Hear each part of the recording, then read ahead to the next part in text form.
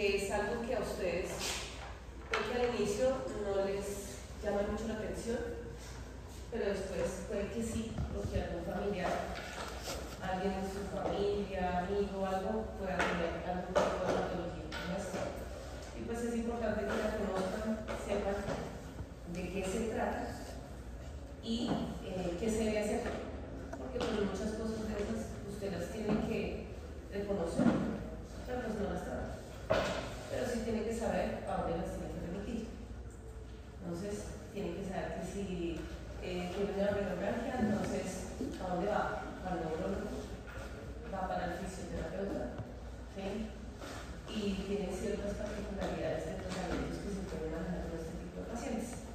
Entonces es importante que lo sepa, porque usted como odontólogo, si le llega un paciente con un dolor en la cara y dice que le duele, y usted ve que los dientes están bien, pues tiene que ir a mirar si no son los dientes, sino ya es otra zona que la está molestando y a dónde tenemos que mandar.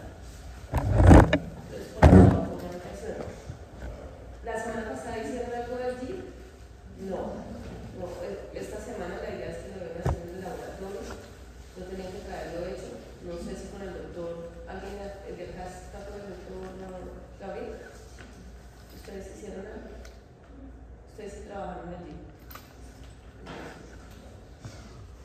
Entonces, vamos a hablar sobre la neuralgia trigémino. Esta neuralgia trigémino también es llamada enfermedad o enfermedad suicida. ¿Por qué le dicen enfermedad suicida o de Frotterman? Porque el paciente quiere arrancarse la cara del dolor tan desesperante que le da. Es unilateral, pero a veces puede ser bilateral, o sea, a veces solamente le da, y la mayoría de veces, y lo más común es que le dé en un solo lado de la cara, pero pues a veces puede pasar que le den ambos lados.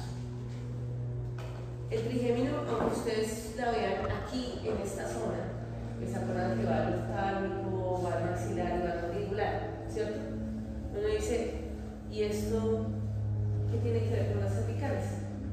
Pues hay conexiones con las cervicales y hay pacientes que a veces tienen la parte de C0, C1, C1 y C2, que son las primeras cervicales, están cerradas por lesión muscular o porque el paciente tiene una postura que no es o porque trabaja muchos años haciendo ciertas actividades que tenía que agachar la cabeza y por lo tanto se cierran esos espacios.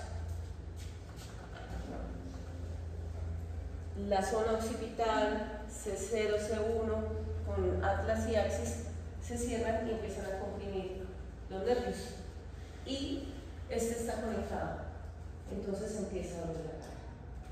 No quiere decir que todos la neuralgia primero sea solamente por las cervicales, también puede ser que haya algún daño a nivel de alguna de las ramas del nervio trigémino que pueda estar también afectando. Pero pues tenemos que mirar bien qué es lo que pasa con el paciente, qué es lo que nos dice el paciente. Si el paciente nos dice, mire, yo trabajo muchos años soldando. Ustedes han visto a los soldadores, ¿sí? Los soldadores tienen unas caretas que son como metal, son pesadas, porque les protegen de que cuando están soldando, con la chispa no le vayan a caer a la cara. Y tienen el videcito que se acuerda que ese vidrio lo cogen uno para mirar los eclipses, ¿sí? Que son gruesos negros, pues para que no le vaya a dañar la retina. Pues esas máscaras pesan bastante. Muchos trabajadores se acostumbran a hacer esto. Al subirla con fuerza, ¿qué pasa? Que la misma careta coge la cabeza y la lleva hacia atrás y la empieza a, ¿sí? Como mimir hacia la parte posterior. Los músculos empiezan a comprimir y empiezan a cerrar esos espacios. Y muchos pacientes que trabajan o en algún trabajo donde tengan actividad todo el tiempo estar asociados pueden generar problemas a nivel de neuralgia trigémino. Uno de esos pacientes es mi papá. Mi papá sufre de trigémino. Él está controlado por fisio. El fisio me le ha manejado casi lo pega. O sea, ya había ido al neurólogo, le habían dado medicamentos centrales para el dolor. Y cada vez que se los tomaba, bajaba el dolor, pero cuando se despertaba era peor. Entonces mi papá decía, me quiero morir, ya no quiero seguir viviendo, me duele mucho la cara, me quiero arrancar la cara. Eso es lo que decía. Y pues uno verlo en desespero, decía, ¿y qué hago? Adicional a eso, uno está estudiando odontología y esto medio lo explica. Por ahí pasó por anatomía y por ahí pasó por cirugía y por ahí pasó por algún lado, pero esta vaina no le para ni bolas. Y entonces yo decía, ¿y ahora? Entonces, vaya al neurólogo, mire a ver qué. Y el neurólogo verá, mire, toma este medicamento. Cambiémosle a este otro medicamento. Hacemos así otra vez. Y era así, todo el tiempo. Que lo me bajaba el dolor, pero cada vez que se despertaba peor. Y era peor y peor porque había una compresión. Pero eso no se había verificado. Nadie lo había visto. Lastimosamente, el tiempo pasó y seguía tomando medicamentos, el dolor era más fuerte, en su trabajo no le ponían atención y decían que simplemente se estaba quejando por quejarse. ¿Sí? Y cada vez pues estaba incapacitado. Él era soldador, entonces trabajaba con soldadura y esa máscara siempre él tenía la maña de hacer esto. Entonces, las cervicales, ¿sí? Empezaron a hacer así. Y a veces no solamente hacía así, sino hacía así. Entonces, la misma fuerza que tiene esa máscara, porque es muy pesada y de metal, pues presionaba la zona posterior. Pero pues se lo veía como algo normal y en ese momento él era joven. Entonces, pues no pensaba que eso fuera a causarle un daño y que eso tuviera relación. Entonces, pues,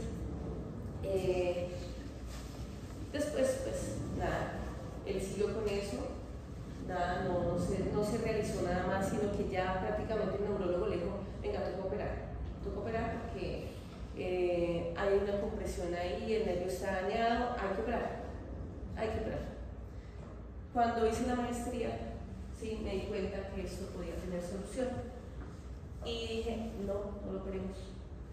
¿Por qué? Pues porque es riesgoso y la zona posterior es de mucho cuidado. Entonces, pues, me daba un miedo. Entonces dije, no, venga, ¿por qué no miramos con una fisioterapeuta que sepa de cervicales? Le tomaron una tomografía y una resonancia de la zona cervical y mi papá tiene todas las cervicales de aquí para abajo, como cuando ustedes ponen las fichas del ¿cómo se llama? El dominó, que las colocan así como paralelas y las empujan y se van a ver así, todas pegaditas, aplastadas. Le llevamos a un neurólogo y dijo, ¿su papá cómo camina? Y yo, caminando. Pues, sí, posible que eso que él generaba le tenía todo aplastado y cerrado. Y por eso era el dolor que le estaba generando en la cara. Entonces, pues, cuando lo miraron dijeron, está complicado, no se toca con cirugía, pero es riesgoso y es un paciente hipertenso. ¿Sí? Adicional a eso, pues ese dolor le subió la presión arterial. Entonces, era tremendo. Pero empezamos a ir con un oficio que fue la que hizo también la maestría conmigo y empezó a abrirle los espacios de las cervicales. Al inicio lloraba, era desesperante. Estaba mi mamá, estaba ahí, y mi papá lloraba y los tres llorábamos. Horrible. Un santanderiano, mal geniado. ¿Sí? Porque es mal geniado, muy mal geniado. Llorando, a la lágrima tendida, yo lloraba al lado. El dolor era desesperante. O sea, esto por eso dicen enfermedad suicida, porque el paciente quiere morirse, porque el dolor es inaguantable, porque no hay nada que le baje, no hay ni doble ni ibuprofeno, que es lo que ustedes me digan. ¿Sí? Eso no sirve. eso no baja el dolor. Esto ya es algo que hay que manejarse más allá. Y aunque ustedes digan, ay, sí, pero eso que tiene que ver con nosotros, nos va a llegar a la consulta. Y ustedes tienen que saber cómo lo tienen que mandar. Es un paciente que tiene que ir al neurólogo, que tiene que ir al fisioterapeuta, antes de que le metan el cuchillo, como dicen vulgarmente. Hay que manejarlo primero. Si se puede mejorar con fisio, háganlo primero. El fisioterapeuta ayuda muchísimo a este tipo de pacientes. Descomprimió la parte muscular y la parte cervical y mejoró muchísimo. Muchísimo. O sea, mi papá sigue viviendo. ¿Sí? Después de haber un accidente cerebrovascular, porque no volvió a las terapias, volvió y le dio el dolor, se le subió la presión y eso también le causa. Un dolor fuerte causa que la presión aumente y ¿sabían eso? No, bienvenido.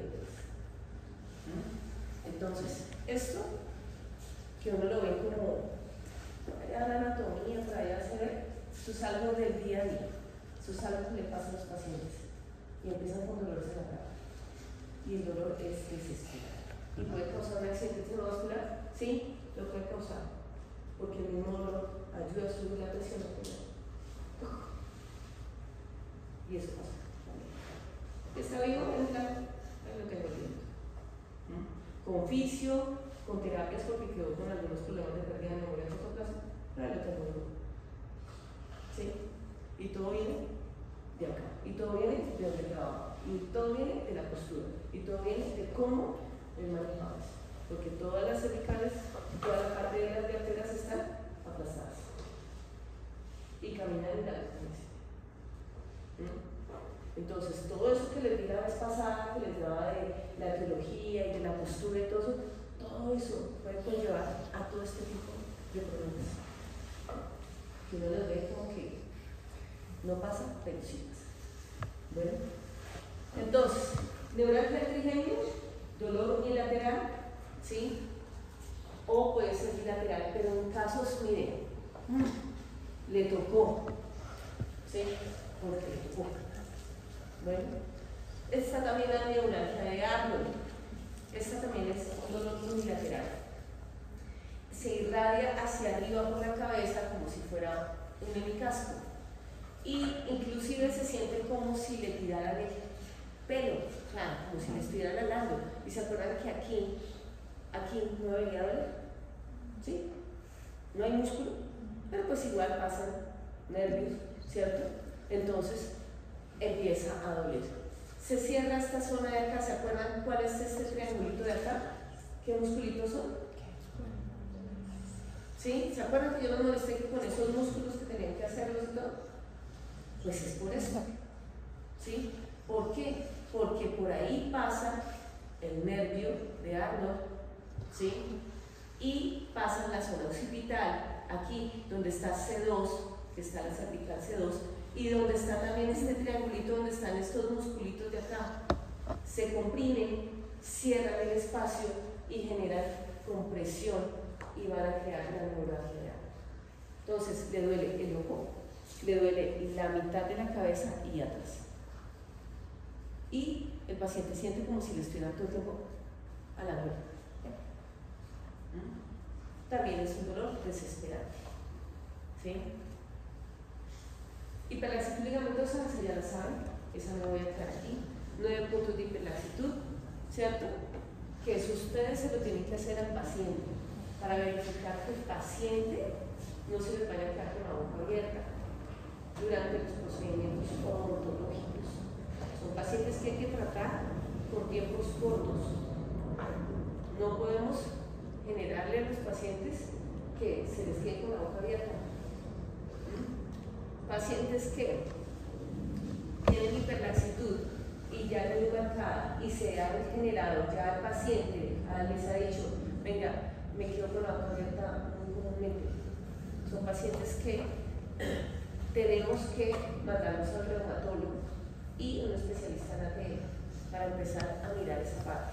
Y igual ustedes tienen que recomendarlo. ¿Qué le tiene que recomendar a un paciente con hiperlaxitud? Despierte. Que no abra mucho la boca. ¿Qué más? ¿Qué más? ¿Se les olvidó todo ya? ¿Memoria a corto plazo? ¿Qué más le tienen que decir a un paciente con hiperlaxitud?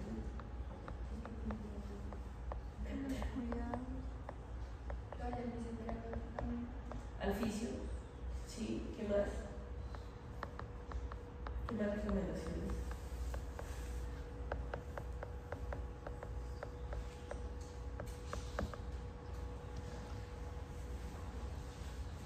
Ya dejen abrir mucho la boca para que estén bien los alimentos, ¿no? Ya hemos hablado que alimentos grandes, pues tener el cuchillo, porque se les olvidan las cosas. Tienen que estar repasando, pues.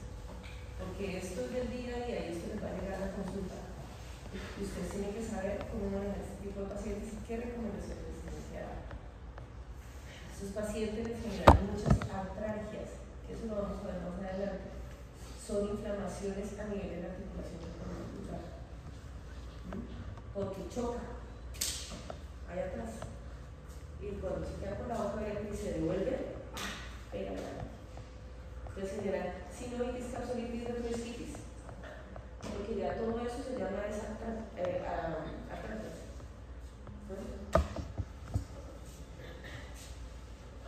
Entonces, hiperlaxitud ligamentosa, recordemos que nosotros tenemos que también hacer movimientos de trayectoria, palpación, lateralidades, protrusión, retrusión, para mirar también esa trayectoria que tiene el paciente y sobre todo estos pacientes que tienen hiperlaxitud ligamentosa. Vamos a hablar sobre la apnea del sueño. ¿Alguien aquí tiene alguien que sufre de apnea o alguien de acá sufre de apnea? ¿Saben si alguien de su familia sufre de apnea? ¿Usa CPAP? ¿Alguien de su familia o alguien usa CPAP? Aquí una dicen que sufre de apnea, allá una que tiene CPAP. ¿Qué es la apnea del sueño? La apnea del sueño es dificultad para respirar cuando está en el sueño profundo REM, o sea, en el sueño más profundo. ¿Qué pasa cuando uno está en el sueño más profundo? Todos los músculos se relajan. ¿Sí? Miren acá. ¿Qué dice acá? Lengua. ¿Y acá? Paladar. Estos tejidos, ¿sí? Y acá, ¿se acuerdan qué musculitos hay acá? Los supra y los inferiores, ¿cierto? ¿Qué pasa? La apnea antes se decía que era solamente para personas que tenían aumento de peso, ¿sí? Pero pues ahora la apnea hay en niños, hay en pacientes que tienen obesidad y pacientes delgados, ¿sí? Que pueden estar generando apnea. Cuando tienen cerrada la vía aérea, pueden estar generando apneas del sueño. En la noche se cierra la vía aérea, no pasa el aire y el paciente empieza a ahogarse. Y el paciente a veces lo siente. ¿Y saben qué hace así? Se despierta. O roncan durísimo. Durísimo es durísimo, parece locomotores. Y hay un momento en que hacen, o sea, roncan y de un momento a otro se quedan quietos. Ese es el momento de la apnea. Pueden pasar 10 segundos, 15, 20. En ese trayecto no entra el oxígeno que debe entrar. Son pacientes que se pueden ahogar. Entonces, anteriormente decía muerte natural. Paciente se murió de muerte natural. Pues estaba muriendo de apnea porque no entraba el oxígeno. Entonces, se quedaron. Les dio un infarto y me acabó. No entró el oxígeno. Se murió. Sí. Y ya es eso, muerte natural. Ahora la apnea está de moda. Todo el que tiene apnea tiene un CPAP. Todo. Porque es el gol estándar y es con el que pueden respirar de la noche. Pero esto del día a día. Y ustedes, ¿y para qué esto? ¿Para qué nos enseña esto si esto nos enseña eso a un médico? O a un fisio. ¿Por qué no? Porque es que ustedes tienen que saber esto. Nosotros hacemos placas de adelantamiento mandibular. Aunque ustedes no las van a hacer, tienen que saber que sí hay unas placas que se pueden hacer para poder llevar la mandíbula hacia adelante y que el paciente pueda respirar en las noches, conjunto al CPAP. ¿Qué pasa cuando uno adelanta la mandíbula? Se va a despejar la vía aérea y el paciente va a poder respirar. Esto acompañado claramente de terapia, porque hay que fortalecer esos músculos. Y el paciente que es obeso, pues debe bajar de peso. Y el paciente que es delgado, pues tiene que fortalecer los músculos. ¿Por qué? Porque estos músculos que están acá se vuelven hipotónicos. ¿Saben qué es hipotonía? Flácidos. Entonces se van hacia atrás y se acuerdan que la lengua, ¿cuántos músculos es que tiene? 17. Entonces se va hacia atrás y miren la foto. ¿Para dónde va el aire? Para ningún lado. ¿Qué pasa? Que cuando él ronca, esto se abre. Y al abrirse esto, entra el oxígeno. ¿Sí? Pero vuelve y cierra. Entonces esa cierre y abre, ¿sí? Le genera que el aire no entra con fluidez. Son pacientes que se ahogan en la noche, son pacientes que se despiertan con facilidad, son pacientes que al otro día amanecen muy cansados. Y actividades, se pueden quedar dormidos, se pueden quitar un dedo, se pueden, o sea, en lo que estén haciendo actividad se pueden estrellar. ¿Por qué? Porque no entra buen oxígeno a su cabecita. Entonces, a este tipo de pacientes se les hace un examen que se llama polisomnografía. Bueno, se utiliza un equipo que es un polisomnógrafo, le hacen una polisomnografía para mirar durante la noche cuántas apneas puede presentar, cuánto tiempo está generando la apnea del sueño, cuántos segundos se queda sin respirar. ¿Sí? Revisan músculos, revisan el comportamiento del corazón a nivel cerebral, porque él está conectado, ¿sí lo ven? Él está conectado para poder identificar cómo está durmiendo el paciente. ¿Sí? Este tipo de examen también ahorita está de moda. Tener una clínica del sueño es wow, porque es que la apnea está de moda. Y este tipo de examen se tiene que hacer en una clínica especial, o pues ya se tienen unos medios más allá y tú tienes prepagar, pides que te manden el polisomnógrafo a la casa. Entonces te conectan en casa y es mucho mejor. ¿Por qué? Porque si tú vas a una clínica de sueño, llegan no solamente el paciente, llegan 10, 20 pacientes. Hay camas para todos, pero todas las clínicas no son iguales. Están las clínicas wow, están las clínicas que son de más o menos. Entonces están las de camilla, como las del hospital, donde le toca a uno, ¿sí? En urgencias que ni a veces le tocan una silla. Pero pues en una camilla de esas, ¿quién duerme? Entonces a veces los exámenes no salen bien porque el paciente no puede dormir. Y hay otras que son muy cómodas, donde la cama es pues bien, hasta si tienen familiar, va el familiar y se sienta ahí al lado y el paciente duerme. Claro está, conectado con toda esta vaina, uno ni puede, porque se voltea para aquí, ya no mucho de pronto. Y cada ratito están entrando a mirar y monitorear, entonces a veces no pueden dormir. ¿Sí? Por eso el mejor es el de casa, pero pues lo que les digo, si tienen una preparada o tienen medios para poderlo hacer, mandan el equipo, lo conectan y el otro día vienen por el equipo y revisan cómo funciona. El ideal es ir de la casa. Pero pues nada, toca ir a las clínicas de sueño, la que le manda la EPS. Nada más. Y es complicado a veces porque... Pero entonces se escuchan los roncadores, cada uno en su cuarto roncando. ¿Sí? Y el frío, o sea, no es tan cómodo la situación. Pero bueno, es el medio para poder saber si el paciente está presentando apnea del sueño. Pero igual usted lo puede identificar desde ¿qué? Desde la consulta odontológica. Señora. Una pregunta, ¿también podría afectar a los pacientes que tienen tabique desviado? Sí, sí. Los pacientes que tienen problemas de adenoides, ¿sí? Sobre todo los niños, los pacientes que tienen problemas de tabique, que porque tuvieron un accidente o porque tienen una zona cerrada, presentan apneas del sueño también.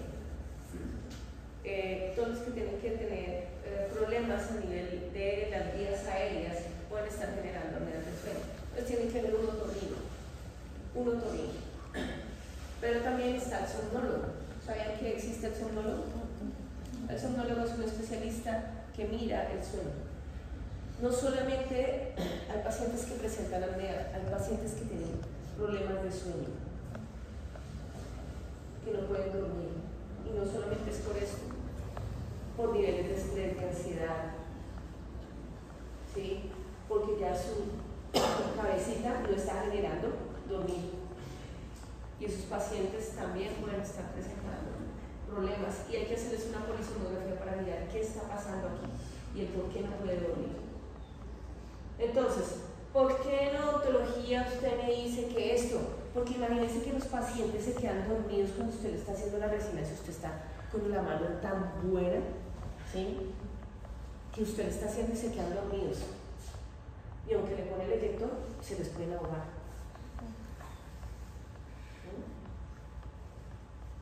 ¿Saben eso? Bienvenidos a este mundo. En Cali nos pasó con una chica. Ella estaba atendiendo a una chica y la chica se quedó dormida. Y cuando menos pensó, empezó. Dios mío, tocó levantarla, se está ahogando. ¿Por qué? Porque se quedó dormida y pues el agua no se dio cuenta, la saliva se le acumuló. Y eso que tenía el eyector, se cerró la vía aérea, ¿sí? Porque pues se estaba tratando de pasar y se empezó a ahogar. Tocó levantarla, mirar qué le pasaba, ¿sí? Era una chica que tenía sobrepeso y entonces empecé yo a preguntar, ¿qué es algo que ustedes tienen que hacer en la consulta? ¿Tú estás durmiendo bien? Sí. Bueno, hice un examen que se llama Mallampati. Mallampati es que tú abres la boca del paciente y tienes que mirar si la lengua cubre totalmente la zona posterior o no la cubre. Y hay 4 estadios. Esta chica tenía el 4.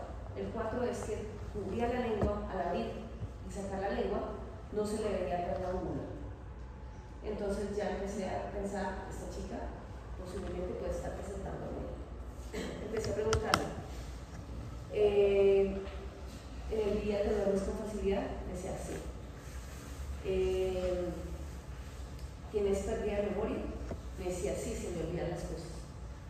Yo sé que a veces a uno se le olvida, pero ella decía, mira, se me olvidan las llaves, se me olvida que la llave prendida de gas, bueno, la estufa, se me olvida, la ducha, a veces se me olvidan cosas básicas, se me olvidaban.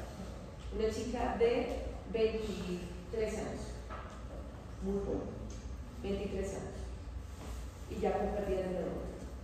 Y pues, preguntándole en un momento, Doc, tiene que ver que un día iba por la quinta es una vía principal en Cali, iba con mi moto y me quedé dormida, o sea, tuve un microsueño y terminé debajo de un carro, que menos mal no venía otro, si no me mató. Ya yo dije, esta chica tiene apnea. Le dije, coge tu celular y grábate en la noche, durmiendo. Y dije, ¿para qué? Para saber si roncas y si estás generando apneas. Le dije, pronto hay interrupciones. Claro está, no todos los roncadores tienen apnea, ¿no? Pilas. Que ahorita todos, no es que yo me ronco, no es que tanto. No quiere decir que todos los roncadores, porque pues a veces uno por la posición, pues puede roncar, ¿sí? Pero no quiere decir que todos los roncadores entonces ahora tienen apnea del sueño. Pero pues esta chica se grabó y me trajo las grabaciones efectivamente, ¿sí? Estaba presentando apnea del sueño. La remitimos al neurólogo, le hicieron el examen de polisomnografía, el neurólogo también la vio, efectivamente.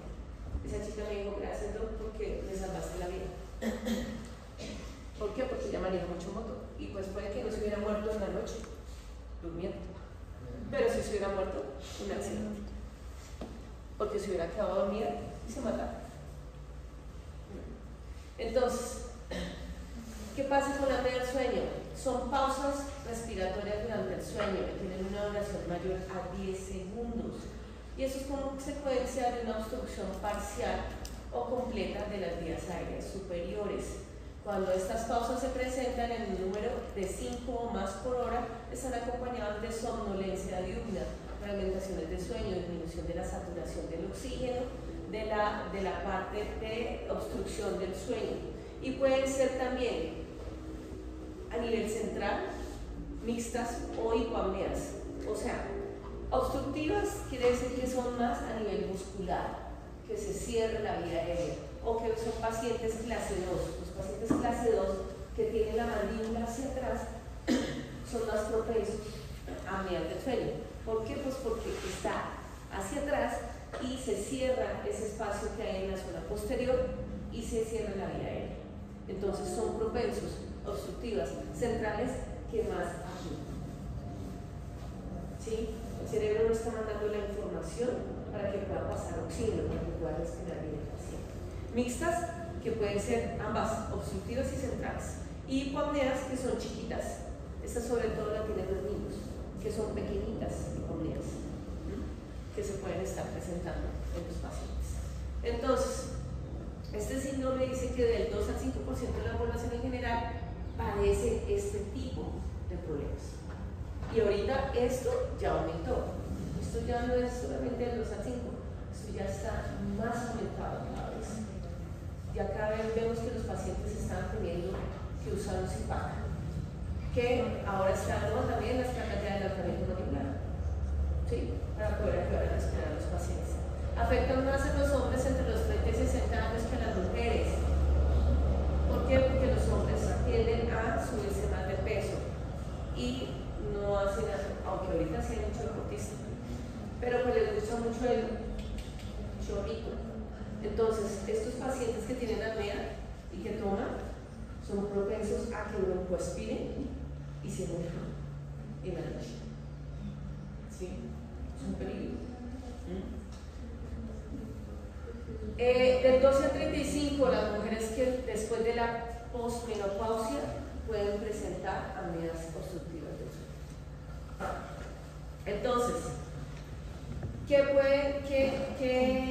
rasgos puede tener un paciente con apnea del sueño? Puede tener somnolencia, dolores musculares porque no entra bien el oxígeno, están muy cansados, se fatigan porque no duermen bien en la noche, dificultades para poderse concentrar, trastornos de memoria, trastornos de rendimiento, cefaleas matutinas porque no hay buen paso de oxígeno y tiene vasodilatadores, o sea, son propensos a un infarto, ¿sí? Problemas cardíacos o accidentes cerebrovasculares, ¿sí? Y son pacientes que hay que reconocer y hay que mandarlos para que puedan hacerles una polisonografía y verificar eso. En los niños también están presentando apneas obstructivas del sueño, sobre todo esos niños que tienen las adenoides grandes, ¿sí? Obstruyen las vías aéreas, hay que operarlos, mandarlos al otorrino. ¿Para qué? Pues para que puedan respirar mejor. Esos pacientes que también tienen problemas a nivel de tabique, los niños a veces que se golpean y no les ponemos atención, pueden estar creando que las vías aéreas se empiecen a cerrar. Los pacientes clase 2 que les decía, que tienen la mandíbula hacia atrás, cierran la vía aérea. Estos niños se pueden manejar con ortopedia, se pueden manejar con fisioterapia. Estos niños se les puede hacer cirugías de adenoides o también las amígdalas. Esas amígdalas que son hipertróficas, ¿sí? Que son muy grandotas, también pueden ayudar a obstruir la vía aérea. Y lo que les digo, la flacidez muscular puede estar generando que se cierre la vía aérea durante la noche y el paciente se empiece a ahogar.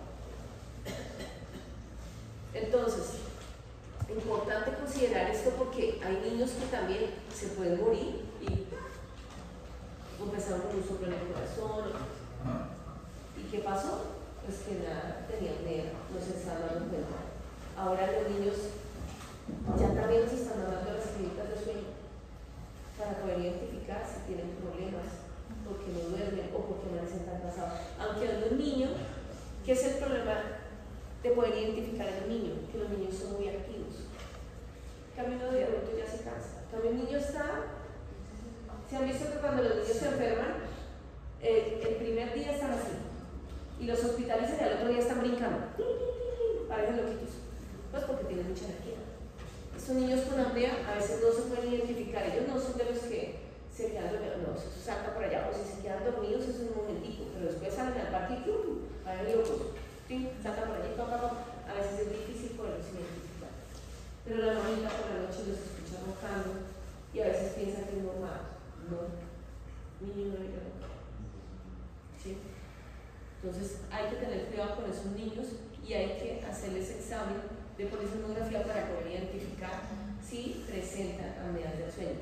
Miren acá, estos pacientes, si se dan cuenta, son convexos. ¿Se acuerdan que es convexo y que es cóncavo? Convexos son pacientes que van hacia atrás. Miren, la mandíbula se les ve que está como hacia atrás. O puede ser que el maxilar esté aumentado, no sabemos, ¿cierto? De quién es la culpa. Pero digamos que aquí se ve más corta la mandíbula. Son pacientes que son clase 2, ¿cierto? ¿Sí? ¿Por qué? Pues porque miren cómo va. Y si vemos la radiografía, posiblemente acá se ve que está más pequeñito. ¿Sí? O de pronto más aumentado acá. ¿Qué pasa con estos niños? Miren que acá todo el tiempo, ¿sí?, tiene el retrognatismo mandibular. Y miren acá, ¿qué pasa con los labios? Están abiertos, o sea, no tienen ¿qué? No tienen competencia. Entonces son respiradores orales, ¿sí? Y son propensos a presentar apneas del sueño, ¿sí? Y no solamente los niños, también adultos presentes. Se cierra la vía aérea. ¿Por qué? Porque los constructores, ¿sí?, los constructores de la faringe que están aquí, ellos se van hacia atrás junto con la lengua y cierran la vía aérea. Entonces estos chicos, ¿sí?, empiezan a ahogarse por la noche. O los adultos. Estos niños se pueden manejar con ortopedia, con aparatos para poder ayudar a adelantar la mandíbula o para poder ayudar al crecimiento, ¿sí?, redireccionar el crecimiento mandibular y redireccionar el crecimiento del maxilar superior. En un adulto ya no se puede, ya no puede manejar ortopedia porque ya el niño debe crecer. Pero podemos manejar una placa de adelantamiento mandibular. Una placa de adelantamiento mandibular me va a ayudar a que la mandíbula se vaya hacia adelante sin protrusión y me despeje la vía aérea y este paciente pueda respirar. Miren acá, estos pacientes que pueden estar presentando adicional a los labios, ¿qué pasa con los dientes? Si no hay una competencia labial, ¿qué pasa con los dientes? Se proinclina. Muy bien, se sale. ¿Por qué? Porque como no tiene selle y el músculo está hipotónico, o sea, no tiene fuerza para poder sellar, pues son pacientes que todo el tiempo permanecen así, respiran por la boca y los dientes se van hacia adelante. Y así tú le hagas ortodoncia. Yo le hago ortodoncia, le acomodo los dientes, pero si usted le quita la ortodoncia y esto no lo mejora, ¿qué va a pasar? Pues vuelve y otra vez los dientes se van a proinclinar. Entonces no estamos haciendo nada. Entonces, este tipo de pacientes, adicional a que ya les hicieron una polisomnografía, identificamos todo el rollo, ¿a dónde más tenemos que mandarlo? Porque ya lo está mirando el ortodoncista, ¿cierto? Usted como odontólogo le hizo las resinas, le mejoró por aquí la parte de la higiene, la parte periodontal. ¿Por qué? Si un paciente es respirador oral, ¿qué pasa con los dientes? Adicional a que se proinclina.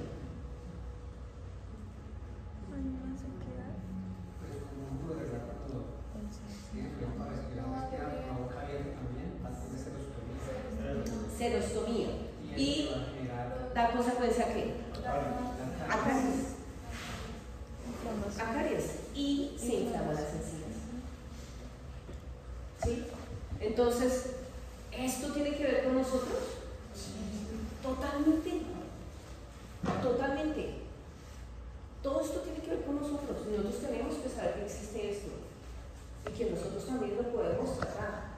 Nosotros desfocalizamos, ¿sí? Como odontólogo, entonces sus encías, todo bien bonito, le arreglé los dientes, ¿sí? Pero necesito arreglar esto.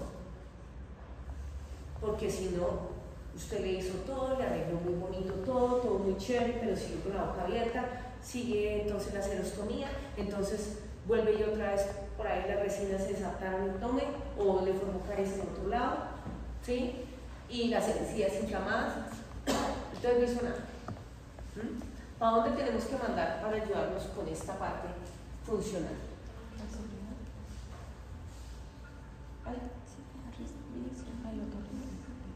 ¿A dónde lo tenemos que mandar?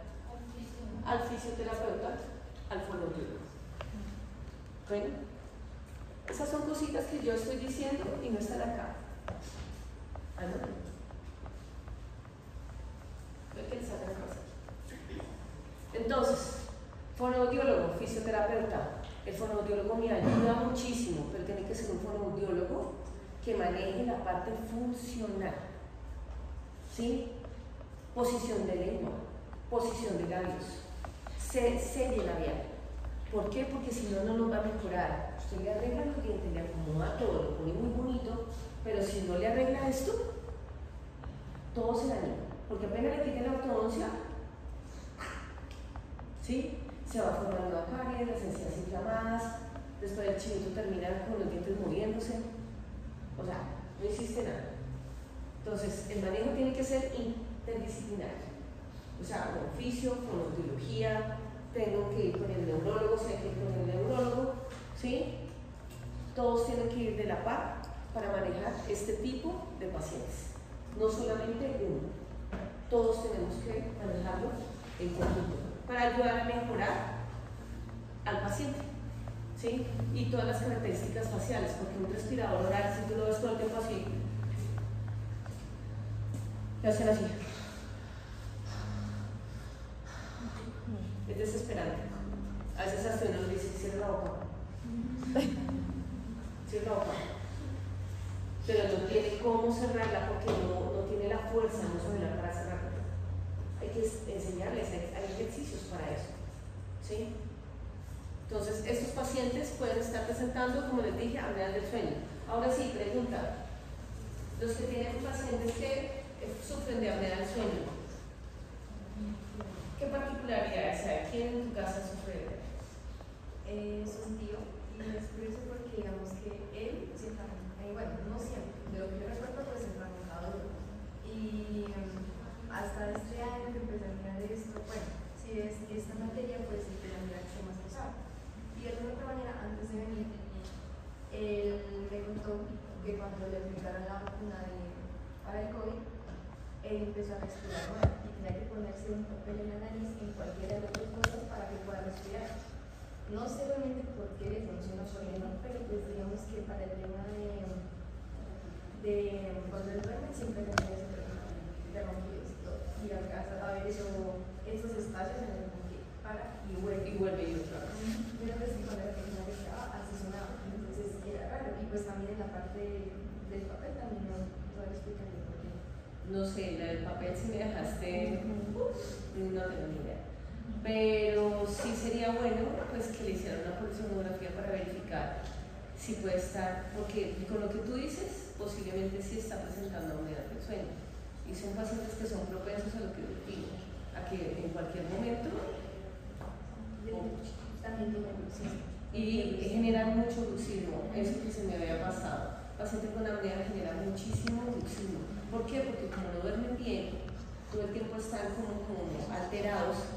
Adicional eso cambia la temperatura, el temperamento. Se ponen agresivos o, pues no agresivos, sino se ponen de mal genio todo el tiempo, porque no pueden dormir bien. ¿Sí? Y se ponen ansiosos. y se les olvida todo y están estresados y los músculos se comprimen, o sea, generan muchísimo bruxismo. Sí, movimientos involuntarios. Hay impacto de su trabajo porque digamos que trabajan en una empresa, pues en toda la parte técnica y de la forma, y pues como trabajan las empresas tienen los horarios que son nocturnos, que son diurnos, entonces un horario de comida específico que tengan no tiene. Entonces, y también toma mucho café. Y toma mucho café. Sí. Ah, importante. Tinto, bebés, es lo más rico del mundo. Yo lo tomo, pero tómelo hasta las 2 de la tarde. De ahí para allá no lo tome, a menos que usted quiera trasnochar. El tinto te trasnocha, así tú digas, no, yo duermo. ¿Sí? A mí el tinto no me hace nada. La cafeína no deja dormir, sueño profundo, y usted se está despertando por la noche cada rato. Así usted diga, sí. Y sobre todo si está bien cargadito. Hasta las 2 de la tarde, tómelo. No les voy a quitar el tinto, yo tampoco, olvídense. ¿Sí? Pero el tinto pasa y las bebidas oscuras, la Coca-Cola, todo eso energizante, esta vaina, no deja dormir en la noche. Tú, cuéntame. No, mi papá, pero él sí tiene un aparato. Él tiene el CPAP. Y por las noches, ¿cómo lo siente? ¿No le has preguntado? No, pues lo que pasa es que eso suena, que acostumbra a hacer un poquito del sopapo y como, pero no, a raíz de eso creo que se lo van a quitar, de hecho sí es una polisomografía, porque dijeron que de pronto Ya. Bueno, ¿qué pasa en este tipo de casos? Los pacientes con apnea, ellos tienen un aparato que se llama CPAP y es para ayudarlos a respirar en la noche. A ellos les hacen unas polisomografías con el CPAP para verificar si está respirando bien y luego sin el CPAP para mirar si puede respirar sin el CPAP. O sea, le hacen la polisomografía y van verificando a ver si le pueden disminuir el oxígeno y de acuerdo a eso ya miran a ver si se lo quitan o no. ¿Sí? Pero estos pacientes hay que mirar si se les puede hacer una prueba de adelantamiento mandibular para poder ayudarles a respirar si se lo quitan, porque pues a veces no mejoran tanto. Pero bueno, eso ya lo define el neurólogo cuando le vayan a mirar lo del CPAP. ¿Qué es lo que pasa con el CPAP? Que hay CPAP que son silenciosos, o sea, que no suenan nada. Pero hay otros que tienen el ruido y hacen. El que duerme al lado del paciente no duerme. ¿Sí? ¿Quién en mi familia tiene apnea? Mi mami. Yo tengo en mi familia, muchas de estas enfermedades. Por eso hice esta maestría, yo creo, mi Dios me llevó allá. Porque, ¿qué cosa? Me han resultado a mí. O sea, si no es la una es la otra. ¿Sí? Y mi mami sufre de apnea del sueño. Sufre de apnea del sueño desde hace mucho tiempo. Mi mamá trabajó con rayos X, ya técnica de rayos X del Hospital Santa Clara. Se irradió mucho tiempo, tuvo problemas de tiroides y por ende la tiroides, ustedes saben que la tiroides regula todo. ¿Sí? Y al afectarse eso, músculos, todo empezó a afectarse. Ella, adicional a eso, tuvo un accidente cuando era muy joven y tuvo problemas porque el tabique se le torció. Entonces presentaba por eso también. Pero adicional a eso, no solamente eso, porque la operaron y siguió roncando. Entonces, en los músculos. Todos estos músculos. Y mi mami es, igual que yo, somos delgadas. Pues ella es delgada. Entonces yo decía, ¿qué pasa? Nada, los músculos se elevan hacia atrás y cuando ella dormía boca arriba es cuando más ronca. Y con el CPAP que le ayuda a respirar, ronca. ¿Sí? La plaquita le ayuda, pero a veces le genera un poquito de dolor. Entonces me tocó disminuirle el adelantamiento que hice. Ayuda a respirar, pero no le puedo quitar el CPAP porque todavía no respira por sí sola por las noches. Entonces, ¿qué generó esto? Que, como explicaba la niña acá, que tu tío tiene esos turnos de día y de hacia la mami, te toca trabajar en el día o en la noche, varias jornadas, no dormía bien. Mi mami adicional empezó a tener problemas de sueño. De sueño era que se levantaba a las 4 de la mañana. De sueño era que empezó con una ansiedad terrible. Era el semestre pasado, el año pasado, me tocó hospitalizarla toda una semana para que la pusieran a dormir, porque no dormía. ¿Sí? Las ansiedades no son cualquier cosa. Se le olvidan las cosas. ¿Sí?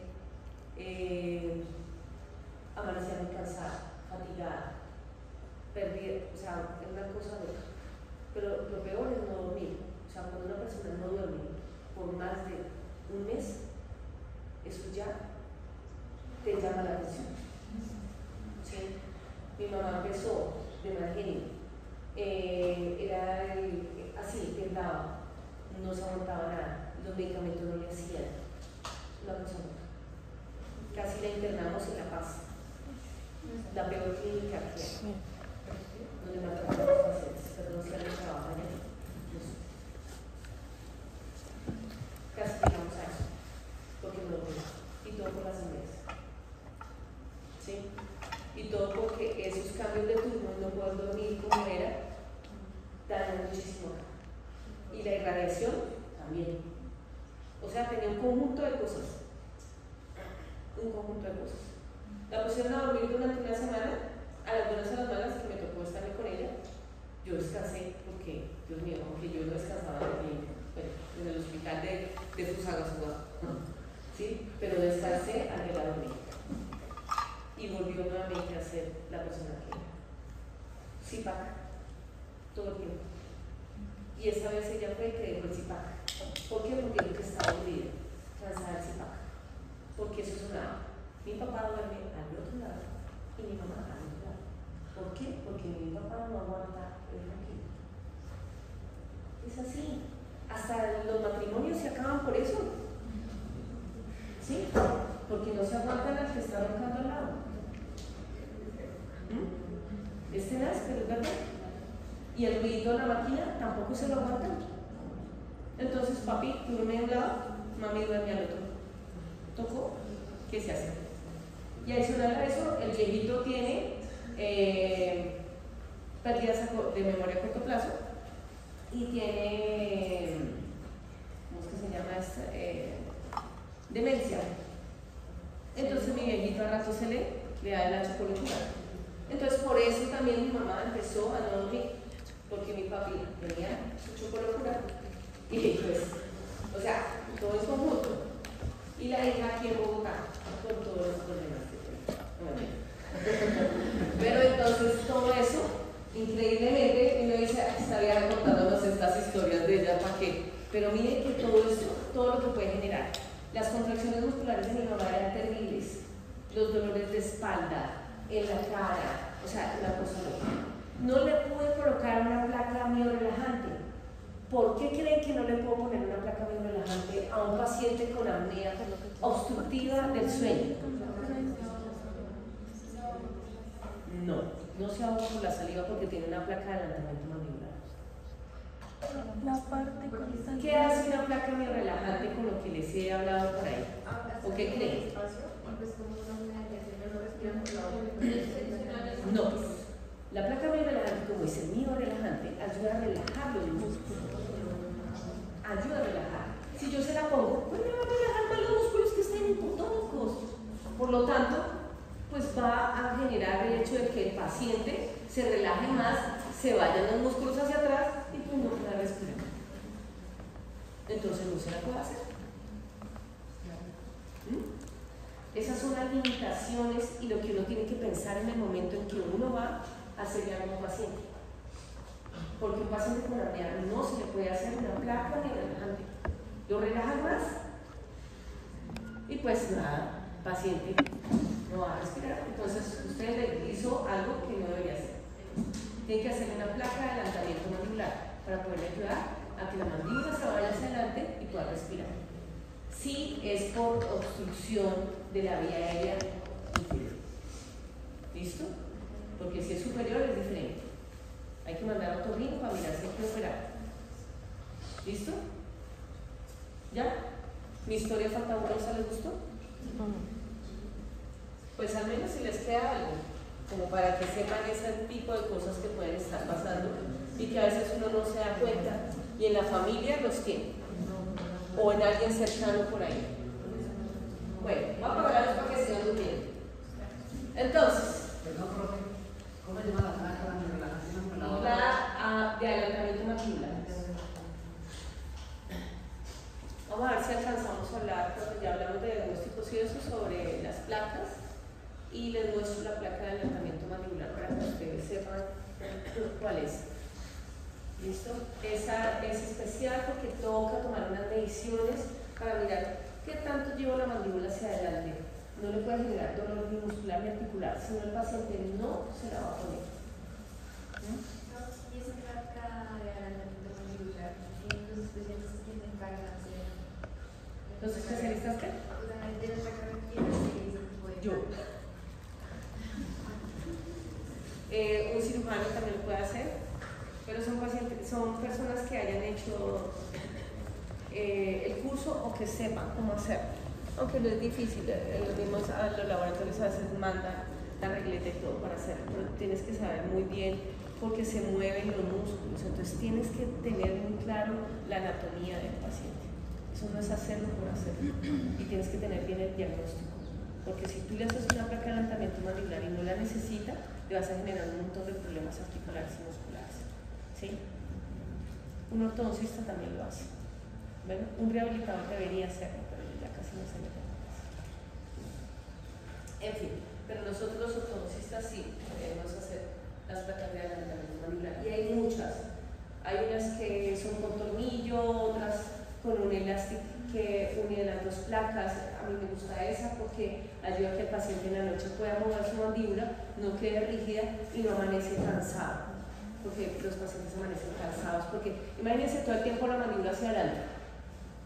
¿Qué músculos están generando contracción? Los maceteros y cuáles más, los cerebrales. Entonces amanecen cansados y adoloridos. Por eso tiene que ser una placa que él pueda mover al menos su mandíbula para que no amanezca tan fatigada la parte muscular. Bueno, sigamos. Entonces, artritis degenerativa reumatoidea. Esto también ya es algo que es muy común. ¿Sí? Se inflaman las articulaciones, los pacientes empiezan a presentar dolor a nivel de las manos o de algunas articulaciones. ¿Sí? Se inflaman. Y esto también se ve afectado, miren acá, esto es una imagen de la articulación temporomandibular, ¿sí? De una resonancia. Miren acá, este es el cóndilo,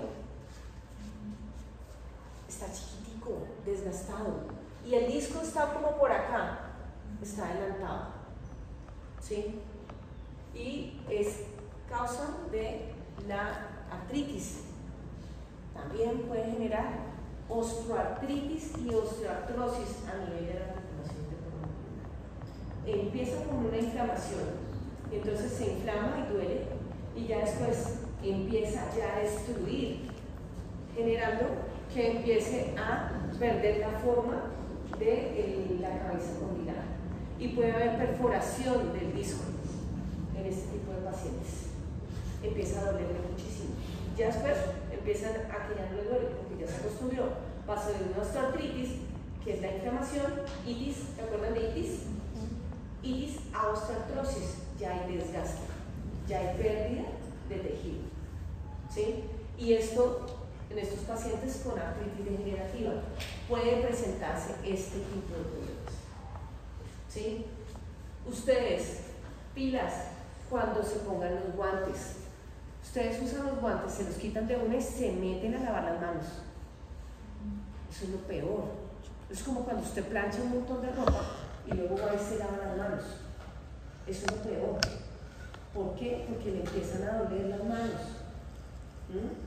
Le empiezan a doler las articulaciones. Eso es lo peor que puede haber. Tienen que tener cuidado con eso, porque de ahí empiezan a haber repercusiones más adelante. Sus manitas son las más importantes. Las más importantes.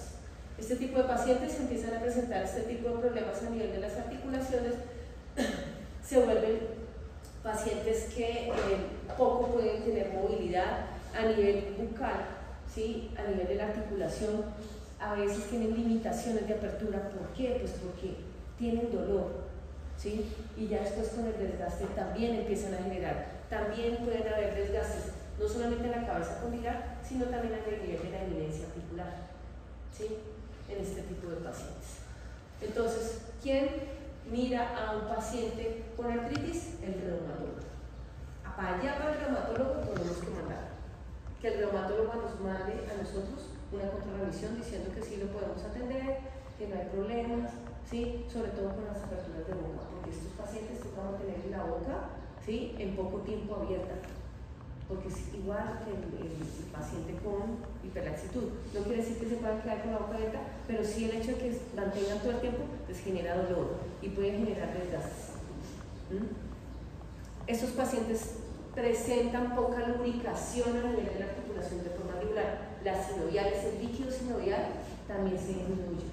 Estos pacientes a veces toca colocarles ácido hialurónico en la zona de la articulación para poder ayudar a que se mueva cuando no hay producción de líquido sinovial, ¿sí? Y hay que lubricarles, a veces se inflaman mucho, entonces toca con una aguja ir hacia la articulación y drenar, porque se llena de sangre, ¿sí? Se llena de sangre y hay que desinflamar, el dolor es tremendo.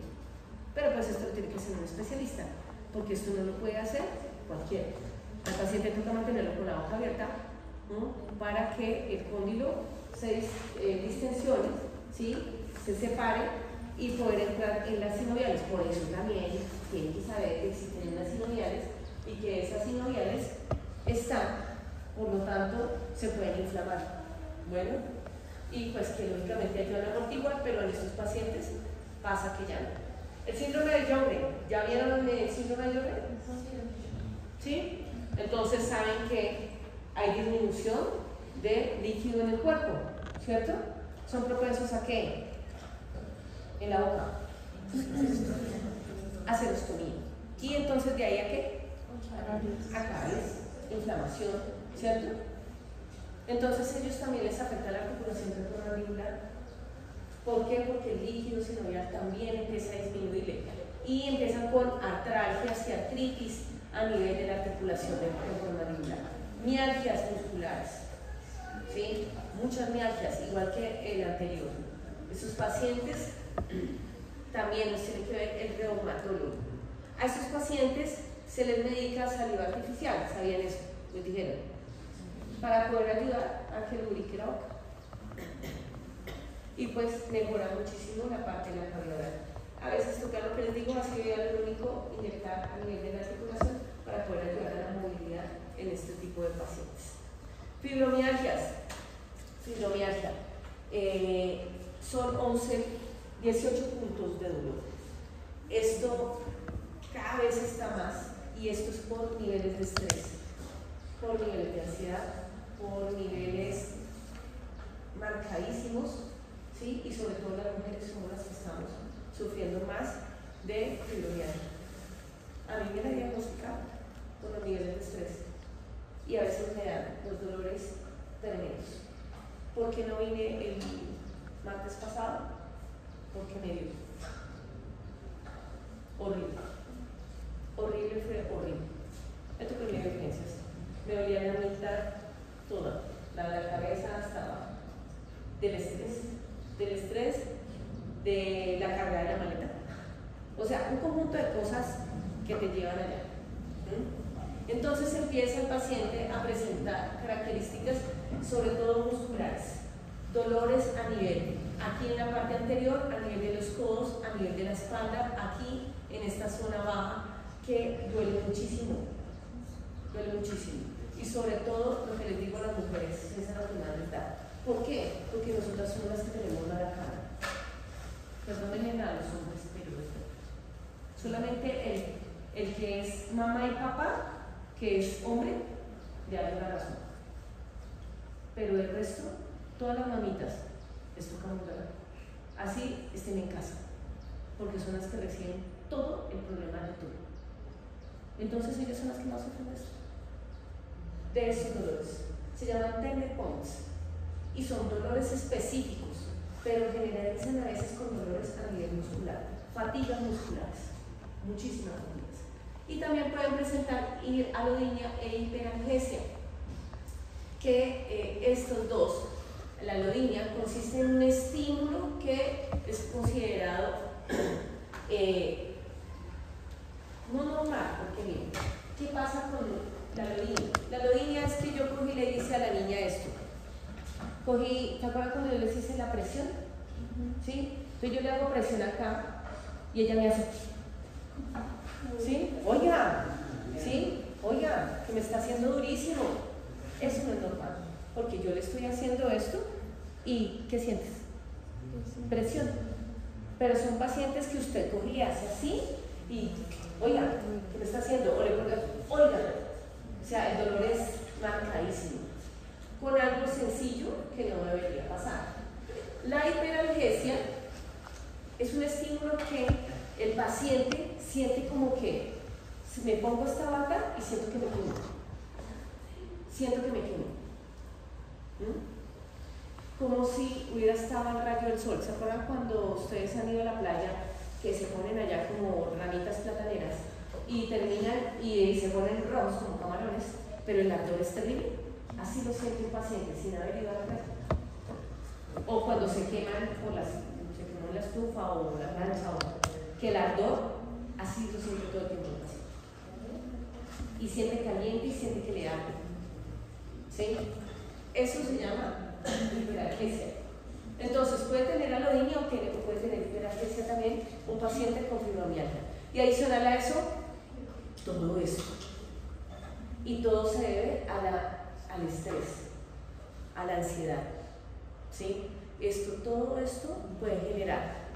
A veces no se presenta todo eso, ¿sí? Sobre todo en la parte muscular es que se presentan los dolores. Y en esos los 18 puntos de dolor.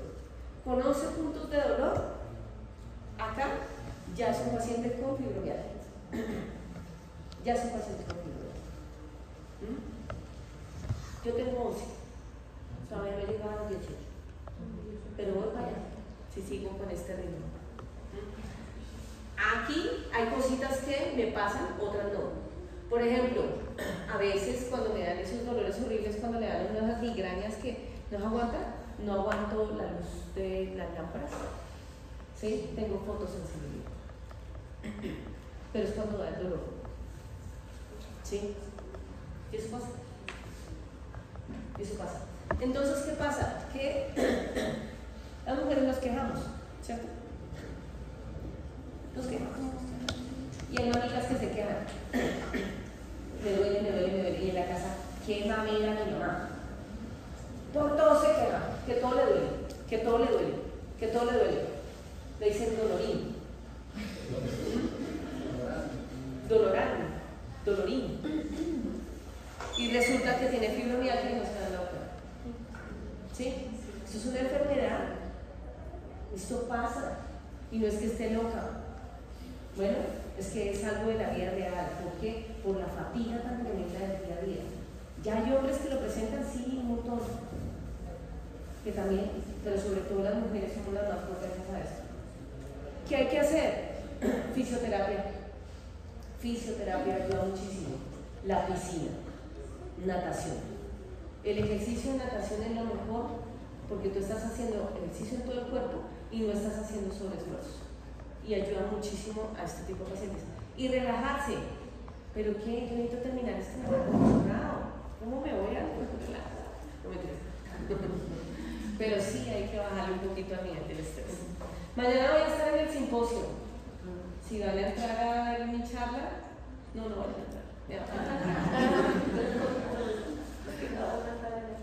Y ya vamos a empezar con esto, ya en la parte de los diagnósticos, pero a ver si ya lo hago la siguiente. Entonces, tengo que a ver si tengo acá, porque todo esto ya está. Quería mirar a ver si estaba Malapati acá. Espérenme a ver si la... Ya, bien. Antes de que se vayan, porque este es bueno pues para la apnea del sueño, tómenle una fotito. Se llama clasificación de Malapati. Esto nosotros lo hacemos en la consulta odontológica. El paciente abre la boca, saca la lengua y tenemos que verificar si la lengua cubre una parte, cubre media parte, cubre más de media parte o cubre totalmente la zona posterior. Esto aquí nos puede indicar que el paciente puede estar presentando apnea del sueño. Bueno, y son posiblemente pacientes, estos dos, roncadores. Entonces, esto sí lo tienen que tener muy en cuenta. Este examen se hace para saber si el paciente puede estar presentando apnea. Igual es un indicio, ¿no? Porque ya hay que mandarlo que le hagan la posición de tomografía para poder saber si sí o si no. Bueno, bebés, mañana nos vemos. Voy a hablar, mi tesis es sobre la posición de qué? De la postura del cráneo. La posición de la postura del cráneo sobre las cervicales con topes oclusales. Pacientes antes y después de haber colocado los topes oclusales. ¿Qué cambios hay en la posición del cráneo? Entonces, pues si quieren entrar, chao. Gracias.